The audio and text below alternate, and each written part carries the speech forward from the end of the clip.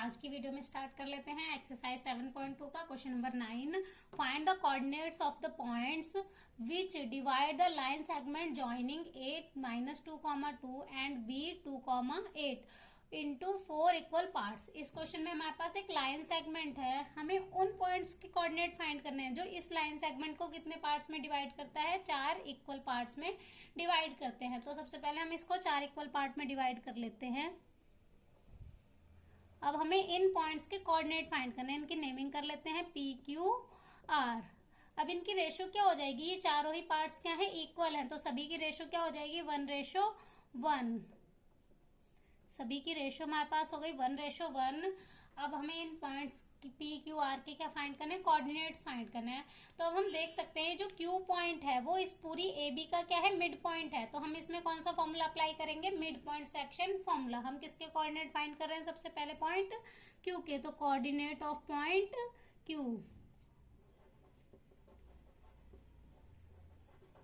Point Q.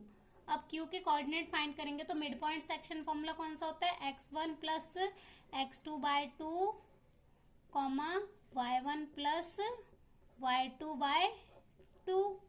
अब इनकी value put कर लेते हैं, ये x1 y1 x2 y2, तो -2 + 2, -2 + 2/2, 2 + 8 y1 y2, तो 2 + 8/2।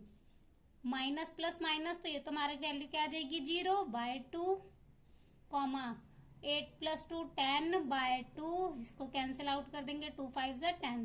तो हमें कोऑर्डिनेट्स क्या मिल गए 0, 5। तो हमारे क्यू पॉइंट के कोऑर्डिनेट क्या आ गए 0, 5। अब हम किसके कोऑर्डिनेट फाइंड करेंगे, पॉइंट पी के,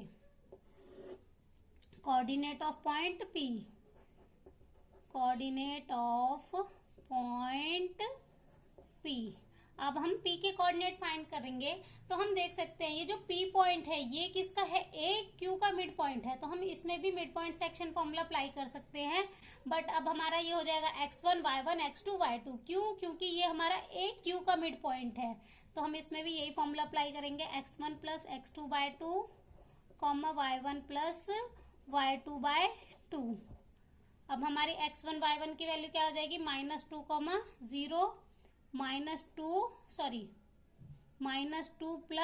0/2, y1 y2 2 + 5, 2 + 5/2, minus plus minus. अब -2 में 0 माइनस करेंगे तो ये आएगा -2/2, 7/2, ये कैंसिल हो जाएगा, 2 1 = 2, तो वैल्यू क्या आ जाएगी -1, 7/2। तो हमारे P के कोऑर्डिनेट क्या आ गए -1, 7/2।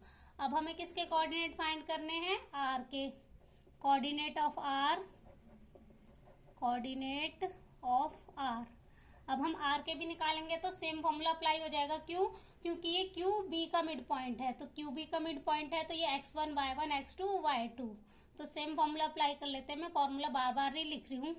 अब यहाँ पे x1 y1 0 + 2/2, x2 y2 5 + 8/2। अब ये हमारा आ जाएगा 2/2, 8 5 13/2, ये कैंसिल हो जाएगा, 2 1 = 2, तो हमारे इसके कोऑर्डिनेट क्या आ जाएंगे 1, 13/2। तो हमारे आर के कोऑर्डिनेट क्या आ गए 1, 13/2। तो इस क्वेश्चन में हमें पी क्यू आर के कोऑर्डिनेट फाइंड करने थे, जो कि फाइंड हो गए। यहीं से क्वेश्चन नंबर 9 हमारा हो जाता है कंप्लीट। अब नेक्स्ट देख लेते हैं क्वेश्चन नंबर 10। क्वेश्चन नंबर 10 देख लेते हैं।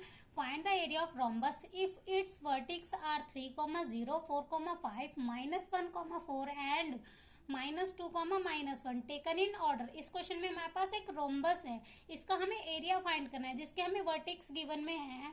अब एरिया फाइंड करने के लिए हमारे पास फॉर्मूला क्या होता है, एरिया ऑफ रोम्बस का फॉर्मूला हमारे पास होता है 1/2 डायगनल 1 × डायगनल 2। तो अगर हम इसके डायगनल्स की लेंथ फाइंड कर ले तो हम एरिया ऑफ रोम्बस फाइंड कर सकते हैं। तो हमारे पास डायगनल कौन से हैं, AC एंड BD। तो सबसे पहले हमें क्या फाइंड करना है, इनका डिस्टेंस फाइंड करना है।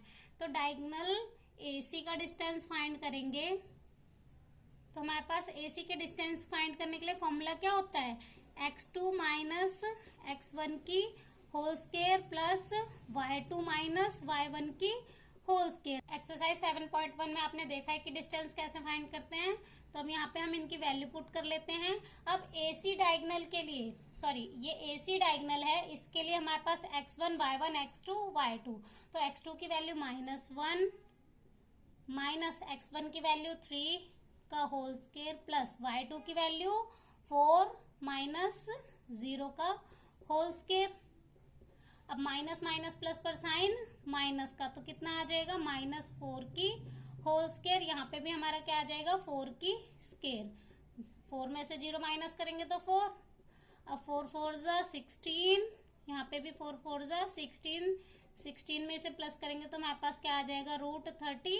तो अब 32 का रूट हमारे पास क्या होता है 4√2। हम 32 के फैक्टर बना लेंगे इस तरह से। देखो 32 के फैक्टर बनाएंगे तो 2 16 2 8 2 4 जा 2 2 जा 2 1 जा 2 के 2 पेयर बन गए, तो 2 2 जा 4√2। जिसके पेयर नहीं बनते वो रूट के अंदर। अब हमें किसका डिस्टेंस फाइंड करना है, डायगोनल BD। अब BD का डिस्टेंस फाइंड करने के लिए same formula as it is, formula बार बार नहीं लिख रही हूँ।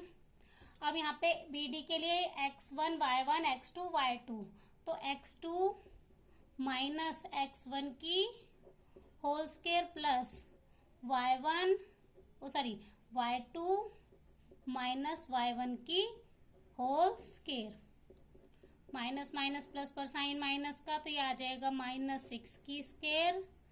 यहाँ पे भी माइनस माइनस प्लस पर साइन माइनस का, तो ये भी आ जाएगा -6 की स्क्वायर। 6 6 जा 36 एज इट इज 6 6 जा 36। अब इन्हें ऐड करके हमारे पास आ जाएगा 72। अब 72 का रूट हमारे पास क्या होता है 6√2। सेम एज इट इज हम इस तरह से फाइंड कर लेंगे। अब हमें क्या फाइंड करना है, एरिया ऑफ रोम्बस। तो area of rhombus, area of rhombus का फॉर्मूला क्या होता है 1/2 डायगोनल 1 इंटू डायगोनल 2। तो 1/2 एज इट इज। डायगोनल 1 की वैल्यू हमारे पास क्या आई है, सबसे पहले डायगोनल लिख लेते हैं AC एंड BD। डायगोनल हमारे कौन से हैं AC एंड BD। तो 1/2 एज इट इज। AC की वैल्यू हमारी थी 4√2 इंटू BD की वैल्यू हमारी क्या आई थी 6√2। अब ये 2 से कैंसिल हो जाएगा, 2 2 जा 4। अब 2 6 जा 12। जब रूट में सेम नंबर होते हैं तो यहाँ पे देखो, अब जब रूट में पेयर बनते हैं जिस भी वैल्यू के, तो वो एक बार बाहर आ जाती है, तो यहाँ पे 2 बाहर आ जाएगा। तो 12 2 जा 24। तो एरिया ऑफ रोम्बस क्या आ गया हमारे पास 24 यूनिट स्क्वायर। तो यहीं से क्वेश्चन नंबर 10 हमारा हो जाता है कंप्लीट एंड एक्सरसाइज 7.2 भी कंप्लीट हो जाती है।